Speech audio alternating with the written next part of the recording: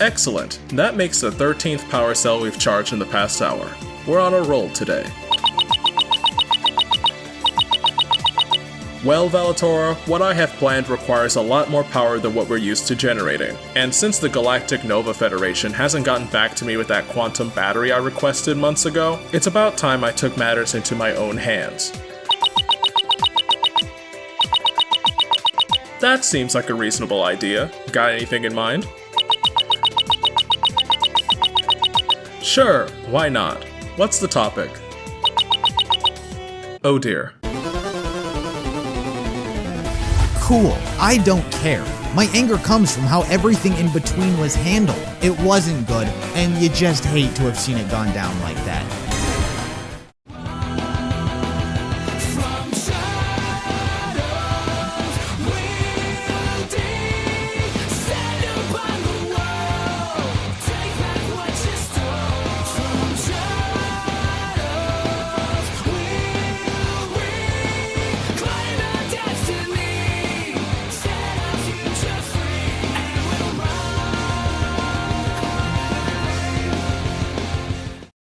Greetings, online travelers. I'm Aeron Tempest, and welcome back to another dissection. Before we begin, allow me to introduce our current specimen. Meet EruptionFang. On January 27th, 2019, he released a video titled RWBY Volume 6, Chapter 12, Scene Red, RANT. I think the title is self-explanatory. Now, this video was released shortly after the episode in question was released. Therefore, for the sake of fairness, nothing past this point in the series will be brought up here. However, anything released beforehand is fair game. If you don't wish to be spoiled, consider this as your chance to back out, or to skip to the ending cutscene if you so prefer.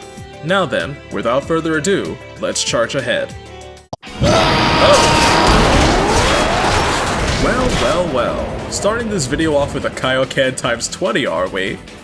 You don't waste any time, do you? Is that so?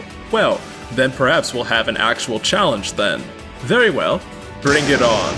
That about sums up this fucking episode. Last episode, there was some good things to say about last episode. This one, if only. Let's start with the most useless encounter in RWBY history. The scene has yet to draw any sort of interest. So, how are you supposed to take down the giant robot? Jean? Any ideas? You're the strategist. Yes, you came up with the worst idea possible, but you're the strategist nonetheless. No, never mind, I forgot the third act, completely forgot each character's role because Oscar is the one who comes up with the strategy. He's the one with the analysis and plan. So Jean, congratulations. You're back to being completely useless because no one needs you when other people have better strategies. Man, managing all those crops really made Oscar quite the combat strategist, huh? Excuse me? While I will agree with you that Jean's plan to steal an Atlas airship was quite dumb, need I remind you that the only reason why that plan failed was because of an outside force that literally no one could have accounted for, let alone predict. That force being Adam ambushing Blake at the radio tower. Nevertheless, you're acting as if John didn't offer any ideas on how to defeat the mech, which isn't true. Did you forget what happened in the last episode, The Lady in the Shoe? We need to figure out how to stop Cordovan and protect the airship until we do. Then let's give her more targets to focus on. You mean us, don't you? Look at that thing. It's not designed for small enemies. It's probably meant for giant Grimm that come in from deeper waters. We can turn our size into an advantage. We just have to be smart. Also, shortly afterwards, Oscar says the following. I'll be more useful if I go with her. From up high I can try to spot a weakness. Which he did do. It's just not until seeing red that he relays his observations with the others. So I'm sorry, claiming that John is useless because he didn't formulate every single tactic in an 8v1 free-for-all is a bit of a stretch, especially since he came up with the general strategy the team was using in the first place. Of course this doesn't work when they could drag this out even longer and give RWBY another moment of wannabe development. Stand down! A 17-year-old girl telling an Atlas officer to stand down. That's fucking rich. You gave us no choice. That's why we're criminals now. That's why we're destroying your tech. You're the bad guy here. I know that if I were like Roman or anyone and you did this, no one would complain, but considering we're not him, you're in the wrong. It's for the better, they say. They need to get to Atlas. That fucking excuse. It's fine to do this because there's something greater at stake. What a bullshit, all-encompassing excuse. So they can actually just do anything because something greater is at stake. Break the law, commit treason, all fine because there's something else at stake. You're kidding me, right? First of all, traitors? To whom?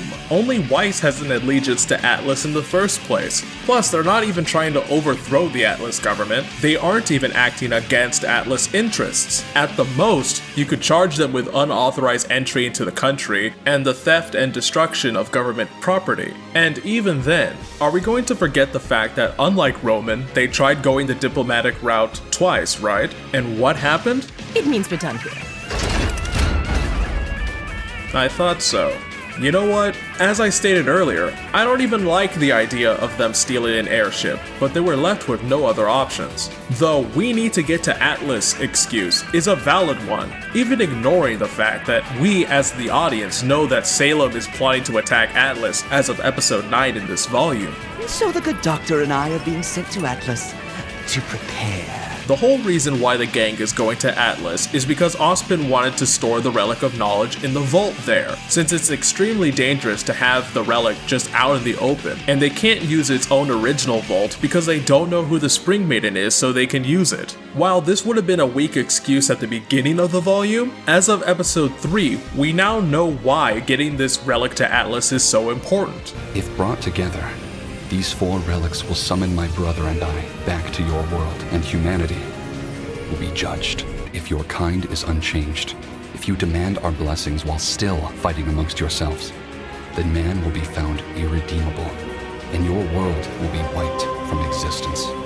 If Salem gets all the relics first, while humanity has been effectively divided since the fall of Beacon, the world gets destroyed, no questions asked. Therefore, all other conflicts are secondary. Keeping Salem away from the 4 relics is the top priority, in any context. You know what happens when you do that? You become Ozpin. It's for the better that I do this. It's for the better that I hide that. I thought these characters learned how to not be like him, but of course not. They have that excuse. They have the excuse that counters any and all things that can and ever will be done until Salem is killed. Ozpin 2.0, everybody. We've entered a new era. Listen, EruptionFang, I don't want to hear about the cast being another Ozpin 2.0. What do you expect them to do? The team just can't prove Salem's existence, so even if they told the truth, they're not going to be able to convince anybody. Ozpin's former vessel died, so he can't convince Cordovan either. Just like Ozpin himself, the team was put in a situation that they couldn't tell the truth even if they wanted to, because it would cause more problems than it would solve. Besides, I know a certain character in the main party that has been keeping quite a secret from everyone else. Isn't that right, Yang? EruptionFang, would you care to tell me when Yang told the rest of the group that Raven was the Spring Maiden and how she became the Spring Maiden? You don't have to answer, that's a trick question. Of course she didn't. For all of her talk of no more lies and no more half-truths in Volume 5, Yang sure enjoyed handing those out as she pleased. What happened? I don't know exactly. When I got down there, Cinder was gone. And Vernal was dead. And Raven? Gone. While she's not lying per se, the answer she does give does not paint an accurate picture of what actually happened. And for what reason did Yang do this? That's another trick question. There is no reason. Unlike the secret Ozpin was keeping in Volume 5, the fact that he granted Raven and Crow the ability to shapeshift into birds, Yang's little secret is far more grave in nature. It could be argued that Ozpin's secret was literally none of the cast's business apart from Raven and Crow, and it was based off of a mutual agreement with no downsides. However, Yang's secret is actively protecting someone who not only abandoned her friends and family to lead a pack of bandits who have already directly or indirectly spilled blood from various towns. And as leader, I will do everything in my power to ensure our survival. I saw. The people of Shion saw too. I've seen the damage. but actively assisted in a terrorist plot that would have destroyed Haven Academy and could have resulted in giving Salem one of those very important relics. To add insult to injury, if the cast knew that Raven was the Spring Maiden, they could have just gotten her to seal the Relic of Knowledge in the Haven Vault, and we could have avoided going to Atlas in the first place. Yang Candy would say it's for the best that no one knows this, because who is she protecting? Crow is the only person who could be quote-unquote hurt by that revelation, but he practically disowned Raven earlier anyways, and need I remind you, Raven wanted Crow dead. And to further add insult to injury, we as the audience know that Cinder's plot armor kicked in, and she knows full well that Raven is the Spring Maiden. Thus, it's only a matter of time before she tries to steal her power again. Should Cinder succeed, that would in turn make her a more dangerous threat to RWBY and the group. We've already had Ozpin 2.0 for the longest time before this volume even started. Sit down.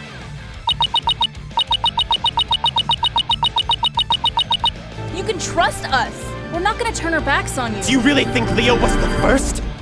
That he didn't say those exact same words to me? I'm not saying that I have reason to think you will betray me. I'm saying that I have reasons for the things that I do, the secrets I keep. Ozpin did nothing wrong. So who cares? Break the law so long as it's for the good. They can see the person trying to do her job as the bad guy and try to throw in some bullshit, mature dialogue. But it doesn't mean anything when there's no substance to it. That's not the issue. The actual problem here is that Cordovan is terrible at doing her job. Like it or not, these individuals did their best to stop the fall of Beacon. You mean to tell me that this high-ranking Atlas officer didn't know about that? Weiss could even vouch for them, because she was there, and I know Atlas is at least aware of that fact. Her father made sure of it. Then there's the fact that Crow is not only a registered huntsman, he has directly worked with Ironwood under Ozpin's orders. You know, the head of Beacon. Cordovan didn't even bother to contact Ironwood to confirm their identities, as she should have done, considering the fact that both Weiss and Crow personally know the general. But no, instead, she just bars everyone except Weiss from going to Atlas. Why? Atlas nationalism. Atlas will prevail! Oh, and Blake is a Faunus. Speaking of which, she cites Blake, of all people, as a member of questionable character, when her arch-rival, who she personally put on the extended screening list for life, is standing right there. After all, nothing says I'm a professional more than racial profiling. We already know Cordovan is a terrible leader, considering that she put a registered huntswoman on the extended screening list for life just for bringing outside cashews onto a flight once, but her reaction to the group stealing the plane was all sorts of dumb. She not only sicks a giant robot on them when the most logical thing to do was just to send more ships to take down the commandeered ship quietly and professionally, she then has the nerve to tell all other Atlas personnel to stand down and watch her broadcast the battle to the entire city, citing that they all forgot what the might of Atlas was or something. That decision would of course cause the citizens to become more nervous and agitated, making them a perfect target for the Grimm. But let's not stop there. She also failed to notice that her men were trying to contact her to tell her about the approaching Grimm during her self-righteous crusade, meaning that she was more concerned about her ego and nationalist pride than the actual safety of the people under her protection. Yeah, some job she did. And wow, a Grimm attack. I can't wait for Silver Eyes to resolve that immediately. Well, you're not wrong per se. What actually happens is that RWBY finally unlocked her dormant powers as a Summer Maiden before she— Spoiler alert! Now it is time for the biggest disgrace I have ever witnessed. They kill Adam. The heroes, everybody, they're the protagonists. They just fucking murdered someone and they play the inspirational music as though they earned it. Let me ask you, why? Why murder him? Meanwhile, in RWBY Volume 3, I will make it my mission to destroy everything you love, starting with her. Meanwhile, in RWBY Volume 5. The Belladonna name has brought me nothing but grief. Bring her to me, alive, but not before you slaughter her family. I wonder. Let's get some facts straight. So you figured out he's useless without his sword, which I'll fucking get to. You got rid of the sword. In the process of getting rid of the sword, you broke his aura. So, no semblance and no defense. So now, he can't attack and he can't defend. Most heroes would say, it's over, there's nowhere to go, there's nowhere to run. You don't kill the man who can't defend himself. That's part of being the hero, setting an example and being above the people you fight, proving we don't have to resort to being like you to beat you. But instead they murder him. Why? Is it because they felt they needed to? They thought the world would be better off without him in it? He forced their hand? Well, here's the fucking moral lesson to be learned. So we got a lot to unpack here. First and foremost, what was the first thing Blake said to Adam in episode 10? Leave me alone! And what was Adam's reply? But I've waited so long for you to be away from them. From that interaction alone, we know that Adam has been stalking Blake since the Battle of Haven and was waiting for Blake to be alone. For all we know, that vision of Adam that Yang saw in the coming storm could have actually been him. In episode 11, Blake is running away from Adam until she's cornered, something that Adam himself even notes. Can you do anything besides run? Speaking of episode 11, all you have to do is look how Adam fights here to see his murderous intent. For example, he almost cleaves Blake in two when they were in the forest. He tried to shoot Blake point blank in the face without hesitation. Then Adam overpowers Blake and breaks her weapon, leaving her defenseless. Then he monologues before stabbing Blake directly in the stomach, in the exact same place he did when he made an attempt on her life back in Volume 3. And remember, Adam is an aura-piercing boy, trademarked. So if Blake didn't activate her semblance, there's a high chance she could have died right then and there. Even if she didn't die, she's disarmed and Adam isn't going to just up and leave her alone. He said so himself. Let go of the past, Adam. Do it for yourself. I let you go once already, Blake. I'm never making that mistake again. You fill in the blanks. Then, after Yang shows up, Adam says, She's right, Blake. It's okay. We have unfinished business. What do you think he meant by that, considering their last encounter? Then, after they've had their little brawl, Adam just attempts to kill her on the spot with Moonslice. But even then, what does Yang say afterwards? Leave us alone. This is your last chance. So that's 3 times now that Adam has been given a chance to back down before he got axed off, even after his multiple attempts on both of their lives at this point.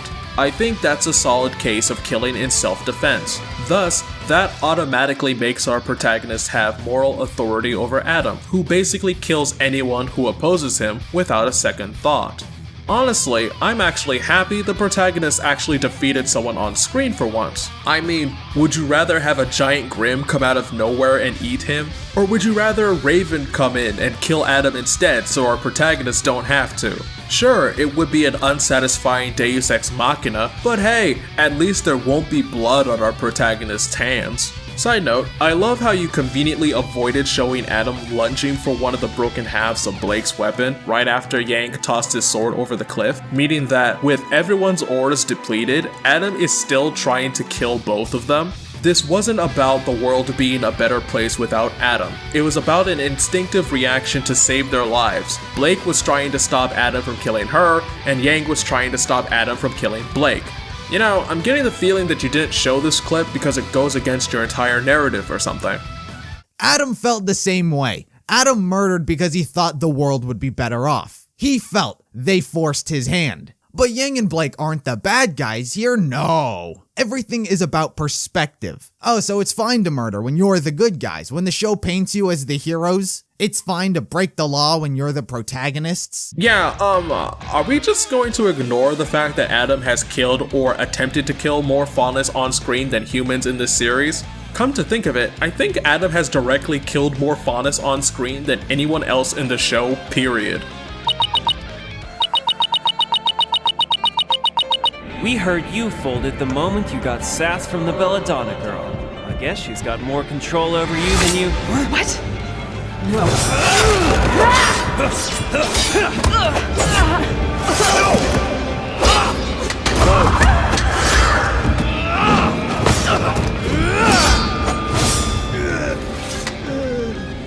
Oh no, it's Blake and Yang who are the designated heroes here because they killed someone who was trying to kill them after they refused to back down 3 times. Speaking of which, are we going to ignore that our protagonists in both scenarios sought out diplomatic solutions before going to more drastic measures?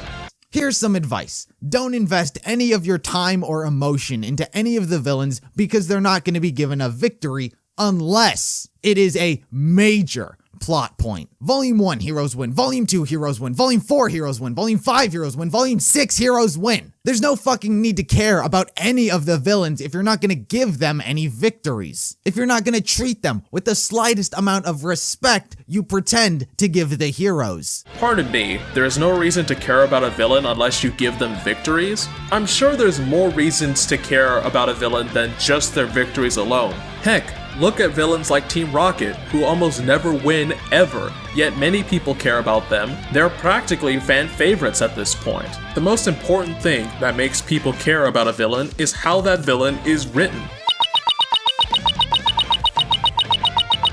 What are you talking about? Penny got the best character development in the entire cast. I mean, she started out as a penny and she ended up as Quarters. Digital Dissections was performed in front of the vast empty void of subspace. This episode was sponsored by the Intergalactic Cybernetic Life Overseer Union Directory. Let it show that this is how fucked the writers knew Adam was. They kept his face hidden for so long, that the reveal had nothing to do with the pile of shit they crumpled Adam into. The reveal is all about fairness inequality. It was about making Adam an interesting character who had a clear motivation. But they fucked him beyond repair that the reveal had no payoff. I don't doubt that they always knew that he had this scar, because it makes sense for the earlier volumes. A time where Adam was treated with respect. A time where they knew how to show a skill difference that was leagues beyond what they had ever faced. An antagonist that had to be worked up to. But after ruining his character for so long, that mystery became irrelevant to the reveal. So it's just tacked onto the episode as, yeah, this isn't relevant, but we forgot to show you when it made sense, so here you go. Here's the thing though, it really doesn't matter. The branding of the Schnee Dust Company doesn't mean anything in the context of this story. Even if it was revealed when Adam cleaved Yang's arm in two, it wouldn't have mattered since the only character that revelation would have actually resonated with was Weiss. You know, the character Adam has never been seen on screen with in the first place. Even then, this isn't the first time the Schnee Dust Company has made a negative impact on someone's life. I take you're pretty good with dust then. I do my best. Yeah, my dad was good too. Owned a little dust shop of his own.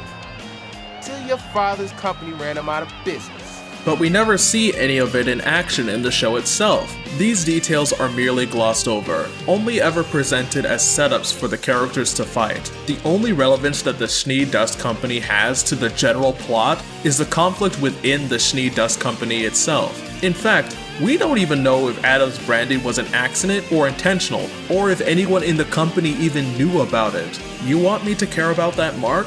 Then have him antagonize Weiss, or have him have an extreme hatred towards dust users, or something that directly connects him with the Schnee Dust Company in the show itself. So then after some mental gymnastics from Blake and casual sparring with her father, now all of a sudden, they're capable of killing him. What a fucking disgrace. Honestly, there's a factor here you're not considering. We do not know how much energy Adam absorbed before his Moonslice attack on Yang. If Adam had energy already stored before encountering Blake, that means that Adam isn't as powerful as that attack made him look. However, if Adam didn't have any stored energy before that encounter, that means that Blake's 2 shots alone fueled that attack, meaning that Blake is powerful in her own right. Even then, the fight with Adam wasn't just a clean sweep like you're implying. He had to be grinded down over the course of 2 whole episodes, and even still, it was 2 against 1. Plus, Adam broke both Blake's weapon and her aura, so it's very clear that he's still a credible threat. I also take issue with your characterization of Yang's training. Casual sparring with her father, you say? Well, for a start, her father is a trained huntsman. Casual or no, sparring with him would bound to improve her technique. Second, what makes those sparring sessions effective was the advice he gave to her, which foreshadows Adam's fight pretty well. But you gotta keep your emotions in check. Keep a level head and think before you act. Your semblance is a great fallback, but you can't let yourself rely on it. As I've demonstrated previously, Yang defeating Adam took more than mere strength. It required a completely different approach. While Adam was busy trying to employ rushdown tactics with his semblance, not unlike Yang in Volume 3, Yang was more methodical, keeping tabs on where Blake was at all times during the fight, deliberately avoiding hitting Adam's sword if she could, and purposely waited till Adam depleted all of his energy before activating her own semblance to finish the job. I mean, just go back to Volume 2 where you hear Blake talk about Adam. He always assured me that what we were doing would make the world a better place. But of course, his idea of a perfect future turned out to be not perfect for everyone. It's not the dialogue of an abusive ex-boyfriend. He's described as someone who believed in what he was doing. He believes that what he does is right. That violence was the path for the Faunus' future. It was a clash of perspectives, philosophies, and ideologies. But he's reduced to, you pretended to be that way. What a toxic ex-boyfriend. Isn't that so relatable, all of the audience members who have been in toxic relationships? It wasn't the fucking point. It was never the point. A clash of ideologies and philosophies reduced to a relationship plot. Pathetic. While it's true that the initial conflict between Adam and Blake was due to a clash of ideals, that clearly stopped being the case when Season 3 rolled in. You know, the season where Adam slaps Blake, tells her all he wants is her, and most importantly, I will make it my mission to destroy everything you love. Don't even start.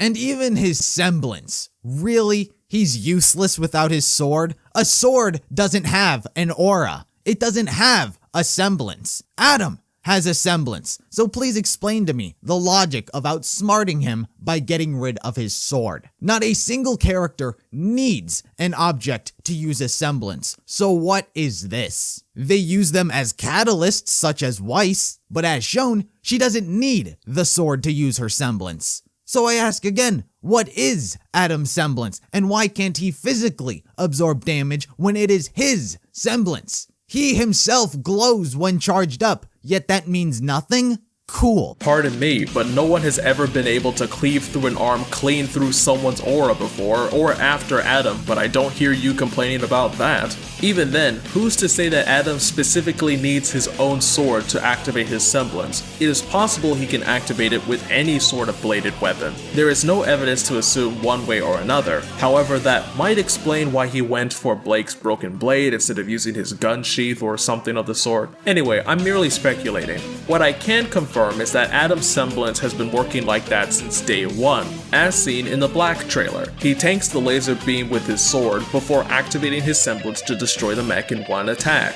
There is also a symbolic element of Adam's semblance requiring a weapon, as it reflects his mindset of using violence and only violence to achieve his goals. But even then, it's not like Adam is the only character like this in the first place. Raven's semblance, Kindred Link, is always activated on screen by Raven swinging her sword to create the portal. However, unlike Adam, Raven's semblance isn't even combat based, so it makes even less sense for her to require a weapon to trigger it. There was only one time Raven did not use her sword to activate her semblance, but one, that was done off screen, so we don't even know how she did it, and two, she was in her bird form while doing it, which opens a whole new can of worms involving the dynamics between a user's semblance and abilities gained through magic that I'm not going into right now. Point is, as long as Raven was human, she needed her weapon to activate her semblance just like Adam did, so it's not that far-fetched as a concept.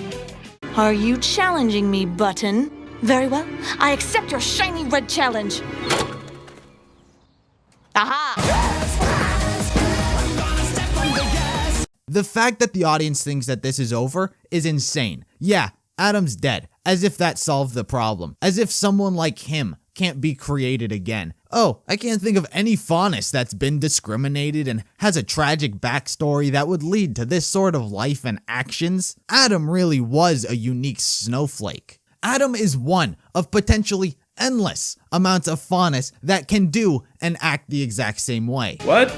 Like, what? Where did you get this idea that this show is treating Adam like a special snowflake? The White Fang's existence flies in the face of that narrative. As for the end of a problem bit, this stopped being about Faunus rights the minute Adam threatened Blake and made an attempt on her life. Actually, no, this stopped being about Faunus rights the second he took Cinder's deal, death threat or no.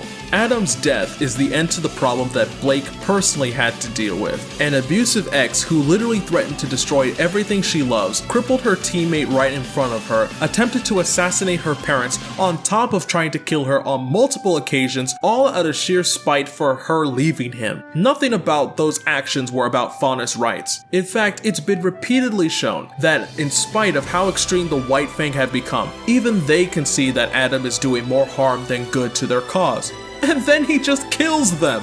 The fact that they killed Adam without exploring his character was the disgrace. Pretending he was the end of a problem, Salem and Ozpin, those are two unique snowflakes. But act as though without Adam no other Faunus with fighting capability will seek revenge against humanity is ridiculous. What should have made Adam stand out was his history, his backstory, how he became the person he is. But we got nothing. He just is this guy who exists as a problem. They failed to make him the one thing every single person in a story needs to be, and that's a character. Dude, just because you didn't like the direction a character took doesn't mean that the writers magically forgot to give him a character. Adam's character was basically a man who thinks that the best way to deal with hurt and injustice is to lash out at retaliation, not caring about who or what gets in his way. That unhealthy mental state and unquenched thirst for revenge has caused his sanity to deteriorate over the course of this series, costing him everything: his relationships, his reputation, and eventually his own life. The whole point of Adam's character, in short, is a warning that echoes an old saying: while fighting monsters, see to it that you don't become one. Adam did not, and he paid the price. Now then, that marks the end of your video. Let's move on to the concluding statements and pull the plug. Listen, EruptionFang, I'm not 100% on board with a lot of RWBY's writing decisions, but good lord, this rant isn't it, Chief. You made claims that could be easily dismantled by just watching the episodes you're talking about. Sometimes I found myself questioning if you were even paying attention to some of the details in these episodes. Look, if you don't like how they handled Adam, that's fine. I personally don't like the direction his character took either, but to lionize him in such a manner that you overlooked the foreshadowing of his character progression in the earlier volumes is not the way to do this. Now I understand this video is quite old, so it's highly possible that your opinions on this episode have changed, so I'm not going to give you overarching advice using this video as a baseline. That wouldn't be fair. The most I can do is give advice to people who are interested in doing episodic reviews in general. In that case, my advice is thus: rewatch some of the episodes in question before making sweeping judgments about them, especially if you don't like an episode. You never know if you might find something that you missed. Now that that's over with, Valatora? Yeah, weren't you paying attention? Fair enough. What exactly were you doing then? Ah, okay. Shall we continue charging these power cells? Excellent. Let's get to work.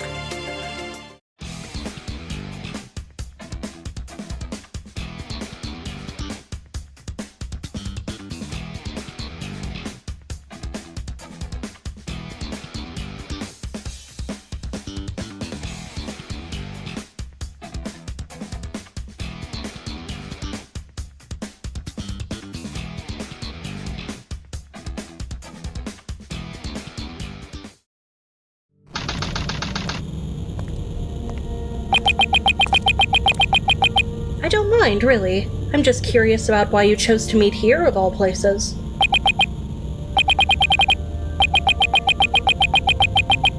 Watched by who? Now I'm really concerned. Well, if you say so. There are a lot of cases in YouTube City Knox. You'll have to be more specific.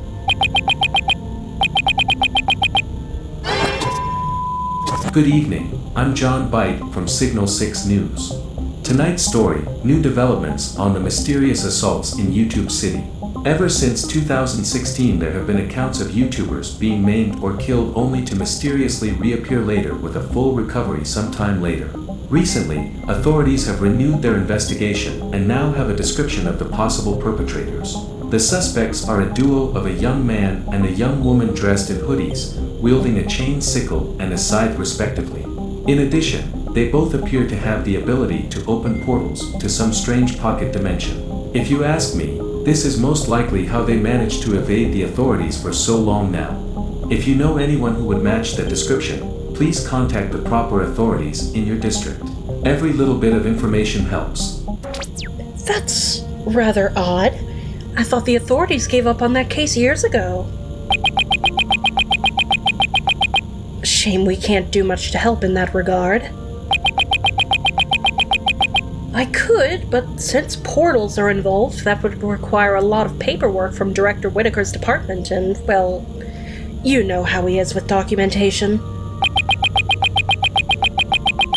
Unfortunately, we'll just have to wait and see how things play out. Hopefully I won't need to fill out any forms.